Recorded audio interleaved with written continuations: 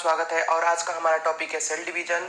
जैसा कि हमने पहले सेलुलर लेवल ऑफ ऑर्गेनाइजेशन को 5 पार्ट में डिवाइड किया था, तो उसका तीसरा पार्ट है सेल डिवीजन। आइए हम जानते हैं कि सेल हमारी जो होती है वो डिवाइड कैसे होती है और क्यों डिवाइड होती है, इसके बारे में जानकारी प्राप्त करते हैं। आता है सेल डिवीजन क्या होता है। Cell division is a very important process in all living organism.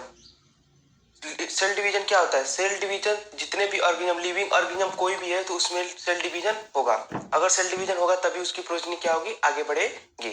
Next आता है it is induced due to the disturbing the ratio between the nucleus and cytoplasm. और ये सेल डिवीजन क्यों होता है और कैसे होता है, इसको कैसे का मतलब अभी आगे जानेंगे। और क्यों होता है, तो ये होता है जब सेल में न्यूक्लियस और साइटोप्लाज्म के बीच रेशियो जो होता है वो बिगड़ जाता है। दोनों का एक फिक्स रेशियो होता है, अगर वो रेशियो बिगड़ जाएगा तो सेल को डिवाइड होना पड़ेगा, क्योंकि अगर साइटोप्लाज्म ज्यादा हो जाएगा तो न्यूक्लियस उसको पूरी तरह से कंट्रोल नहीं कर पाएगा, और कंट्रोल नहीं कर पाएगा तो सेल को डिवाइड होना पड़ेगा। नेक्स्ट आता है the sequential procedure follow by the cell and eventually divide into two daughter cell term at the cell cycle. Cell के द्वारा कुछ इवेंट परफॉर्म किए जाते हैं जो कि सीक्वेंशियली होती हैं। सीक्वेंस बाय सीक्वेंस से क्या होता है, सेल का डिवीजन होता है, और उस प्रोसीजर को हम क्या बोलते हैं, सेल साइकिल बोलते हैं। नेक्स्ट आता है during the cell division DNA replication and cell growth also takes place. जब हमारा सेल का डिवीजन हो रहा होता है तो उसमें डीएनए का डुप्लीकेशन होता है, यानी कि एक डीएनए से दूसरा डीएनए बनता है या एक डीएनए मटेरियल से दूसरा डीएनए मटेरियल बनता है, और सेल की ग्रोथ ऑलरेडी होती रहती है, तो उसमें सेल की ग्रोथ होती रहती है और फिर बाद में वो दो सेल में डिवाइड हो जाती है। तो ये हो गया सेल डिवीजन। नेक्स्ट हमारा है on the basis of the chromosomal number cell follow two path for division. यानी कि अगर क्रोमोसोम नंबर की बेसिस पे अगर बात करें कि एक सेल में कितना क्रोमोसोम था और बाद में कितना क्रोमोसोम हो गया, अगर इस प्रक्रिया को देखें तो सेल दो टाइप से डिवाइड करती है। एक आता है माइटोसिस और एक आता है मियोसिस। मियोसिस क्या होता है? The cell cycle is divided into two basic phases, interphase और एमफेज या माइटोसिस फेज। जब हम माइटोसिस की बात करेंगे, माइटोसिस में क्या होता है, इक्वेशनल डिवीजन होता है। इक्वेशनल डिवीजन होता है, जैसे पहले फादर में था जो डीएनए मॉलिक्यूल या क्रोमोसोम नंबर, वही क्या होगा, प्रोजेनी हो जाएगा। उस इस प्रकार की डिवीजन को क्या बोलते हैं, हम माइटोसिस बोलते हैं। इक्वल यानी कि समसूत्री विभाजन भी बोलते हैं, हिंदी में क्या बोलते हैं, तो समसूत्री विभाजन भी बोलते हैं। अब इसके दो फेज में, इसको भी दो पार्ट में बांटा गया है। एक होता है इंटरफेज और एक होता है एमफेज होता है। एक होता है क्या, इंटरफेज, और एक होता है एमफेज होता है। चलिए हम जानते हैं डिटेल इंटरफेज और एमफेज के बारे में। पहले सब सेल साइकिल देख लेते हैं। तो सेल साइकिल जो G1S G2, G1S G2 जो भी है, क्या है, इंटरफेज है। ये क्या है, इंटरफेज, G1S G2।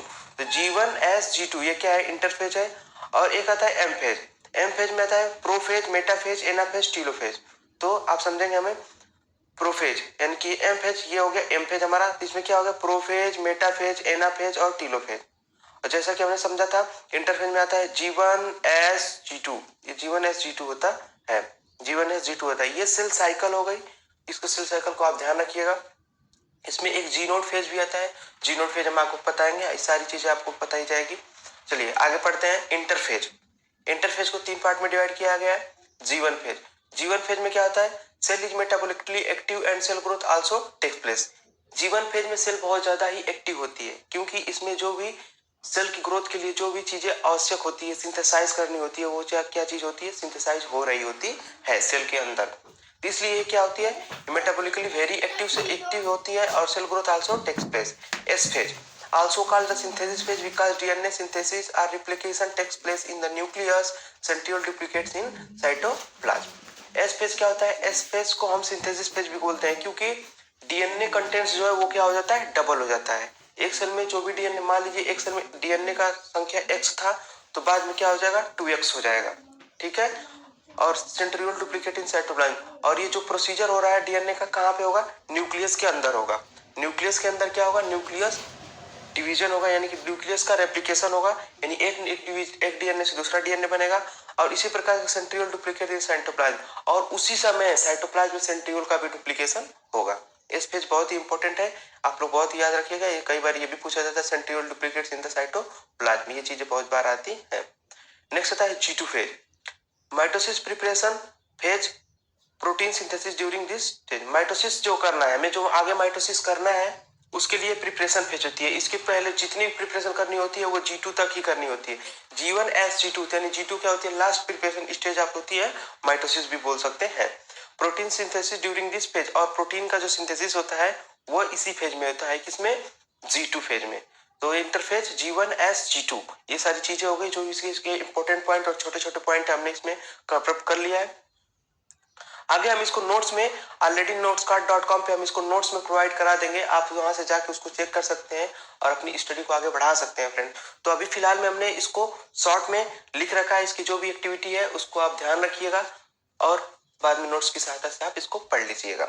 नेक्स्ट आता है एम फेज यानी mitosis phase. During M phase equal distribution of chromosome occur in progeny cell, यानी कि जब भी हमारा एम फेज चलेगा या मेटा फेज चलेगा तो इक्वल क्रोमोसोम का डिवीजन होगा। जैसे मान लीजिए कि पहले हमारे ह्यूमन सेल में क्या होती है, 46 क्रोमोसोम होते हैं यानी 46 क्रोमोसोम होती है। अगर सेल डिवीजन माइटोसिस कर रही है तो उसमें कितने हो जाएंगे, तो डॉटर सेल में 46 हो जाएंगे। ठीक है। M phase divided into the 4 stage on the basis of the chromosomal arrangement. Chromosomal का अरेंजमेंट कैसे है, किस टाइप का है, उसके हिसाब से हम एम फेज को 4 पार्ट में डिवाइड करते हैं। पहला आता है प्रोफेज, मेटाफेज, एनाफेज और टेलोफेज। प्रोफेज हो गया, ये स्ट्रक्चर प्रोफेज की हो गई, फिर मेटाफेज हो गया, एनाफेज हो गया और टीलोफेज हो गया। ये स्ट्रक्चर हो गई, जैसे जैसे डिवाइड होता है वैसे वैसे उसकी स्ट्रक्चर के बारे में दे रखा है, आप उसको आगे हम उसको बता रहे हैं, आप उसको स्ट्रक्चर की सहायता से कंपेयर करके आगे पढ़ सकते हैं। नेक्स्ट आता है प्रोफेज, इनिशिएशन एंड कंडेंसेशन रहेगा। Initiation and condensation of the chromosomal material, यानी कि जो भी हमारा क्रोमोसोमल मटेरियल है, जब जो भी पड़ा उसे हम क्या बोलते हैं, क्रोमेटिन बोलते हैं। वो क्या होता है, उसका क्या होता है, कंडेंसेशन होने लगता है। वैसे हमारा जो क्रोमेटिन होता है वो रेंडमली फैला हुआ होता है, जैसे धागे होते हैं वैसे वो पूरा फैला हुआ होता है। इसके बाद अब क्या होगा, अरेंज्ड होगा। इनिशिएशन होगा क्रोमोसोम, कंडेंसेशन इसका होने स्टार्ट हो जाएगा इस प्रक्रिया में प्रोफेज में। Centromere towards opposite pole, centrosome move towards opposite poles of the cell and radiates our microtubules called the esters। Centrosome यानी कि सेंट्रियोल और सेंट्रोसोम जो भी हमारा डुप्लीकेट कहाँ पे हुआ था, साइटोप्लाज्म में। अब वो क्या जाएगा, एक पोल से दूसरे पोल पे, यानी कि एक पोल से दूसरे पोल पे जाने लगेगा। सेल के एक पोल से दूसरे पोल पे जाने लगेगा और वहां से माइक्रोट्यूब्यूल्स की स्ट्रक्चर निकलेगी, जिसे क्या बोलेंगे, एस्टर्स बोलेंगे। ये एस्टर बेसिकली क्या होता है, आप लोगों ने जैसे देखा होगा मकड़ी होती है, मकड़ी जब अपना झाला बुनती है तो मिडिल पार्ट होता है और उससे जाले निकले हुए होते हैं। ऐसे ही क्या होता है, एस्टर्स होता है जो सेंट्रोसोम के बाहर निकला हुआ होता है जाले जाले की तरह, और वो क्या करता है, एक क्रोमोसोम को दूसरे क्रोमोसोम से ज्वाइन करने का काम करता है। ये इसका पार्ट हो गया। ठीक। End of the prophase Golgi complex endoplasmic reticulum nuclear envelope disappear. जब प्रोफेज समाप्त होता है ना तो उसमें क्या, गोल्जी कॉम्प्लेक्स एंडोप्लाज्मिक रेटिकुलम और न्यूक्लियर एनवेलप क्या होता है, डिसअपीयर हो जाता है, उसमें उसके बाद दिखाई नहीं देता है। यहाँ तक आप लोगों को समझ में आ गया। फिर नेक्स्ट आता है क्या, मेटाफेज। चलिए तो इसको प्रोफेज में देख लीजिए क्या हुआ है। प्रोफेज में ये हो गया सेंट्रोमियर और सेंट्रोसोम हो गया, और ये क्रोमोसोम हो गया, अब देखिए क्रोमोसोमल स्ट्रक्चर क्या हो रही है, बनने स्टार्ट हो गई धीरे धीरे, और बाहर से जो एंडोप्लाज्मिक रेटिकुलम और सेल न्यूक्लियर मेम्ब्रेन सब क्या हो जाएंगी, डिसअपीयर हो जाएंगी। नेक्स्ट आता है metaphase, easily study the morphology of the chromosome. जब क्रोमोसोम की हमें इजिली स्टडी करनी होती है तो हमें किस स्टेज की चुनना होगा, मेटाफेज। माइटोसिस की मेटाफेज बहुत ज्यादा इंपॉर्टेंट है हमारी स्टडी के लिए। Chromosome made of the two sister chromatid and join together by centromere, यानी कि जो इसमें क्रोमोसोम बना होगा ना वो टू क्रोमेटिड स्ट्रक्चर का बना होगा, टू सिस्टर क्रोमेटिड का स्ट्रक्चर बना होगा। जैसे यहाँ पे देखिए टू सिस्टर क्रोमेटिड का ये बना हुआ है, टू सिस्टर क्रोमेटिड से बना हुआ मेटाफेज में, तो उसी प्रकार से बना हुआ होता है join together by the centromere. और दोनों सिस्टर क्रोमेटिड होती है वो किसके थ्रू ज्वाइन होती है, सेंट्रोमियर के थ्रू होती है। ठीक है।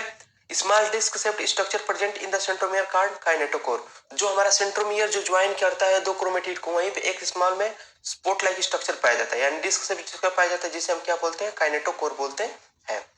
नेक्स्ट आता है spindle fibre attach to the kinetochore arrange the chromosomal at equator and the forms the metaphase plate. तो क्या करता है, स्पिंडल फाइबर, उससे क्या निकलता है, सेंट्रियोल होते हैं जो भी होते हैं, वहां से क्या स्पिंडल फाइबर्स निकले हैं। अब वो स्पिंडल फाइबर्स क्या क्रोमोसोम को अटैच करते हैं और एक जगह पे इकट्ठा करते हैं, यानी कि इक्वेटर पे, दोनों को इक्वेटर पे इकट्ठा करते हैं, जिसे क्या बोलते हैं हम, मेटाफेज प्लेट बोलते हैं। इसे क्या बोलते हैं हम, ये सब मेटाफेज प्लेट बोलते हैं। इसमें देख लीजिए आप, ये क्या है, ये पूरा मेटाफेज प्लेट है, ये जो बना हुआ है स्ट्रक्चर इक्वेटर बना हुआ है, ये उसे क्या बोलते हैं, मेटाफेज प्लेट बोलते हैं, उसे मेटाफेज बोलते हैं। ये हो गई मेटाफेज स्टेज। नेक्स्ट आता है anaphase, centromere split and chromatid separated with each other. जैसा कि हमने देखा मेटाफेज में 2 सिस्टर क्रोमेटिड बनी थी, सेंट्रोमियर के थ्रू अटैच थी। लेकिन अब क्या होगा, उसमें सेंट्रोमियर क्या हो जाएगा, डिवाइड हो जाएगा।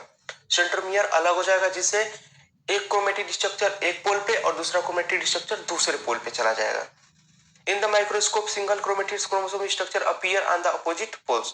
तो यही हो जाएगा कि एक एक क्रोमोसोम दिखने लगेगा आपको अपोजिट फेज पे, अपोजिट पोल्स पे एक एक क्रोमोसोम दिखने लगेगा। मेटाफेज में दो दो क्रोमेटिड स्ट्रक्चर दिख रही थी एक क्रोमोसोम में, लेकिन यहाँ पे एक क्रोमोसोम में केवल एक ही क्रोमेटिड स्ट्रक्चर दिखेगी, जिसे हम क्या बोलेंगे, एनाफेज बोलेंगे। नेक्स्ट आता है टेलोफेज। टेलोफेज क्या होता है, chromosomal lost their identity and form the cluster of the chromatin. अब इस दौरान क्या होता है, क्रोमोसोम क्या होता है, लॉस्ट कर देता है अपनी जो भी क्रोमोसोम स्ट्रक्चर जो कंडेंसेशन बनाया तो उसको क्या कर देता है, लॉस्ट कर देता है, और फिर वही धागे लाइक स्ट्रक्चर बना देता है, जिसे क्या बोलते हैं हम, क्रोमेटिन बोलते हैं। Nuclear envelope endoplasmic reticulum Golgi complex reform, और फिर से nuclear envelope endoplasmic reticulum Golgi complexes क्या होने लगते हैं, बनने लगते हैं। Also called opposite of the prophase, और ये क्या उसे बोलते हैं, प्रोफेज का अपोजिट भी बोलते हैं, क्योंकि जो भी प्रोफेज में चीजें होती है उसका क्या होता है, ये सेम अपोजिट होता है, इसलिए हम क्या बोलते हैं, पॉजिटिव एनाफेज प्रोटीलोफेज बोलते हैं। ठीक है। नेक्स्ट लास्ट स्टेज आती है साइटोकाइनेसिस। साइटोकाइनेसिस क्या होती है, साइटो में बहुत इंपॉर्टेंट है। After the distribution of genetic material of the form of the furrow in the plasma membrane, the furrow gradually depend and ultimately divide the cell into 2 daughter cell. जब भी हमारा chromosome material दो पोल पे चला गया, दो पोल पे चला गया, अब क्या उसको डिवाइड करना है, तो उसमें क्या बनता है, जो हमारी सेल मेम्ब्रेन होती है उसमें क्या बनता है, फरो बनता है, फरो बनता है। जैसे मान लीजिए आप क्या लेते हैं, एक पारा ले लीजिए, कोई पारा का टुकड़ा ले लीजिए, पारा ले लीजिए। अगर पारे को आप दाबेंगे ना तो वो कई पार्ट में डिवाइड होगा है। उसी प्रकार से क्या होता है, फ्रो बनने लगता है, उसमें एक प्रेशर एक्सर्ट होने लगता है और फरो का फॉर्मेशन होने लगता है। और फरो क्या होता है, धीरे धीरे धीरे धीरे धीरे डीपन होने लगता है। डीप जैसे ही होगा तो वो सेल क्या हो जाएगी, डिवाइड हो जाएगी, दो पार्ट में बन जाएगी, जिससे क्या हो जाए, दो सेल का निर्माण हो जाएगा, और इस प्रकार माइटोसिस क्या हो जाएगा, कंप्लीट हो जाएगा। यहाँ होता है माइटोसिस कंप्लीट होता हुआ साइटोकाइनेसिस तक, यहाँ तक माइटोसिस कंप्लीट होता है। अब नेक्स्ट सेल डिवीजन होता है मियोसिस। मियोसिस कैसे होता है उसके बारे में हम जानते हैं। Cell division that reduces the chromosome number by half result in the production of the haploid daughter cell। यानी कि ये भी एक सेल डिवीजन का टाइप होता है। इसमें क्या होता है, जो हमारा क्रोमोसोम नंबर होता है, जैसे मान लीजिए ह्यूमन में 46 क्रोमोसोम होते हैं, तो अब ये क्रोमोसोम कितना कर दिया जाएगा, हाफ कर दिया जाएगा, किसमें, डॉटर सेल में। तो जो भी इसे डॉटर सेल बनेगी उसमें कितने क्रोमोसोम होंगे, 23। तो इस प्रकार से ये क्या हो जाएगा, हाफ हो जाएगा, इसमें क्या हो जाएगा, हाफ हो जाएगा chromosomal material. Interphase of this division same as the mitosis division. तो जो इसका इंटरफेज डिवीजन होता है ना, सेलुलर डिवीजन का जो इंटरफेज वाला पार्ट होता है, मियोसिस में क्या होता है, लगभग सेम होता है, इसमें कोई चेंजेस नहीं होते हैं। M phase of the division divide into the 2 part, meiosis first and meiosis second. और जो इसका एम फेज वाला पार्ट होता है ना, उसको दो पार्ट में डिवाइड करते हैं, meiosis first and meiosis second. Meiosis first and meiosis second के बारे में हम जानते हैं क्या होता है meiosis first and meiosis second. तो आइए हम इसको डिटेल में जानते हैं, और ये बहुत ज्यादा इंपॉर्टेंट है, क्योंकि ये जो भी रिप्रोडक्शन के दौरान जो भी गैमेट्स वगैरह बनते हैं तो वो किसके थ्रू बनते हैं, तो मियोसिस सेल डिवीजन के थ्रू बनते हैं। और हमारा मोस्ट ऑफ द सेल जो डिवाइड करती है वो किसमें होती है, माइटोसिस के थ्रू करती है। तो चलिए हम मियोसिस के बारे में जानते हैं। मियोसिस के दौरान क्या क्या केमिकल चेंजेस आते हैं और क्या क्या मॉडिफिकेशनल चेंजेस आते हैं, समझते हैं उसको। तो meiosis first further divide into the 4 part में इसको डिवाइड किया गया। Prophase first it is divide into the 5। पहला पार्ट इसको डिवाइड किया मियोसिस फर्स्ट को किसमें, प्रोफेज फर्स्ट। फिर आता है मेटाफेज फर्स्ट, एनाफेज फर्स्ट और टेलोफेज फर्स्ट। तो इसमें प्रोफेज फर्स्ट को डिवाइड किया गया 5 पार्ट में, लेप्टोटीन, जाइगोटीन, पकाइटिन, डिप्लोटीन और डायकिनेसिस। इसको 5 पार्ट में डिवाइड किया गया है। तो सबसे पहले क्या आता है, प्रोफेज यानी कि लेप्टोटीन आता है। लेप्टोटीन आता है, ये हो गया लेप्टोटीन। तो लेप्टोटीन में क्या होता है, सबसे पहले पेयरिंग स्टार्ट होती है। इसमें क्या होता है, पेयरिंग स्टार्ट होती है, और एक ऐसा अपीयर करता है, बुक्केट लाइक स्ट्रक्चर दिखता है। यानी जब भी आपका फ्लावर का बुक्केट होता है उसके लाइक स्ट्रक्चर इसमें क्या होती है, दिखती है। तो इसे क्या बोलते हैं हम, लेप्टोटीन। इसे क्या बोलते हैं, लेप्टोटीन। नेक्स्ट आता है जाइगोटीन। ये जाइगोटीन होता है, इसमें क्या होता है, इसमें कंटिन्यूअस पेयरिंग जो होती है वो कंटिन्यूअस होती रहती है। इसमें क्या होती है, कंटिन्यूअस पेयरिंग होने लगती है, कंटिन्यूअस पेयरिंग होने लगती है। नेक्स्ट आता है पेकाइटिन। पेकाइटिन में क्या होती है, पेकाइटिन होता है एक्सचेंज ऑफ द, इसमें जो क्रोमोसोमल मटेरियल होते हैं उसके बीच में क्या होता है, एक्सचेंज होता है, एक्सचेंज मटेरियल का एक्सचेंज होता है, यानी क्रॉसिंग वगैरह वगैरह होता है। नेक्स्ट आता है डिप्लोटीन। डिप्लोटीन में क्या होता है, तो इसमें काइजमेटा का डिसअपियरेंस होता है, डिप्लोटी में क्या होता है, काइजमेटा का डिसअपियरेंस होता है, और उसमें क्या होता है एक सेफ्टी स्ट्रक्चर बनाते हैं उसका काइजमेटा बोलते हैं। और डायकिनेसिस में क्या होता है, इसमें डायकिनेसिस में जो भी काइजमेटा वगैरह होता है सब क्या होता है, डिसअपियर होने लगता है। तो in this stage crossing over occurs between the non sister chromatid of the homologous chromosome. जो भी हमारा होमोलोगस क्रोमोसोम होता है उसके नॉन सिस्टर क्रोमेटिड के बीच में क्या होने लगता है, तो क्रॉसिंग ओवर होने लगता है, क्रॉसिंग ओवर करने लगता है और जेनेटिक मटेरियल का आदान प्रदान होने लगता है, जिससे कि जो भी हमारा बाद में क्रोमोसोमल मटेरियल बनता है यानी कि डॉटर सेल में 23-23 का, वो क्या होता है, सेम होता है। नेक्स्ट आता है site of the crossing over the except structure अल्काल द काइजमेटा। तो जब साइट ऑफ जब क्रॉसिंग ओवर होती है वहां पे एक सेफ्टी स्ट्रक्चर बनता है जिसे हम क्या बोलते हैं, काइजमेटा। ये कई बार क्वेश्चन आया हुआ है, काइजमेटा कैसे होता है, तो वो एक सेप्ट होता है और कब क्यों बनता है, तो क्रॉसिंग ओवर होने के कारण ये क्या होता है, बनता है। नेक्स्ट आता है हमारा मेटाफेज फर्स्ट। मेटाफेज फर्स्ट को हमने पढ़ा था म्यूसिस फर्स्ट को, प्रोफेज फर्स्ट, प्रोटोफेज में 5 स्ट्रक्चर 5 टोटल पॉइंट के बारे में पढ़ा। अब मेटाफेज फर्स्ट में क्या आता है, एनाफेज फर्स्ट और टेलोफेज फर्स्ट। तो एनाफेज फर्स्ट और टेलोफेज फर्स्ट माइटोसिस की तरह ही होता है, माइटोसिस की तरह ही होता है, लेकिन बस इसमें क्या होता है, एनाफेज में सेंट्रोमियर अटैच्ड होता है। ये बहुत ही इंपॉर्टेंट पॉइंट है, आप याद रखिएगा।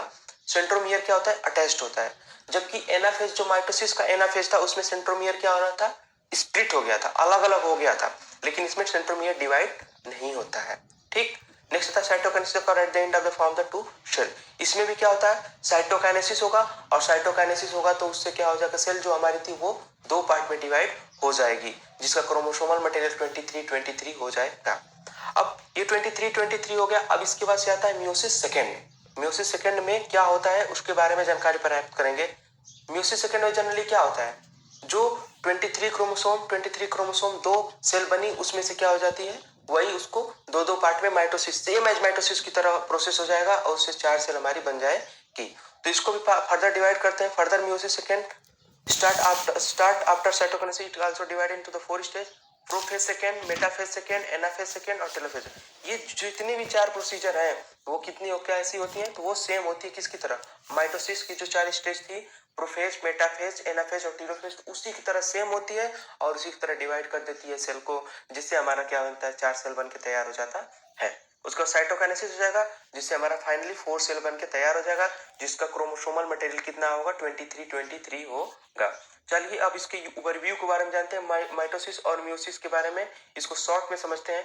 जैसे मान लीजिए ह्यूमन सेल सिंगल सेल है, उसकी वजह से क्या होगा, उसमें माइटोसिस होगा तो इससे क्या बनेगा, 2 सेल बनेगी, 2 सेल बनेगी। जो ह्यूमन सेल थी पहले उसका क्रोमोसोम नंबर 46 था, अब ये जो डॉटर सेल है इसमें 46 क्रोमोसोम हो जाएगा, यानी कि 46 क्रोमोसोम हो जाएंगे इसमें। ठीक है, यानी कि इसे क्या बोलेंगे हम, इक्वेशनल डिवीजन बोलेंगे, क्योंकि इसमें इक्वेशन यानी कि इक्वेशन में इक्वल डिवीजन है, इक्वेशनल डिवीजन है। It occurs approximately all cell. तो हमारे बॉडी की जितनी भी सेल्स होती है जनरली किसके थ्रू होती है, तो जनरली माइटोसिस के थ्रू ही डिवाइड होती है।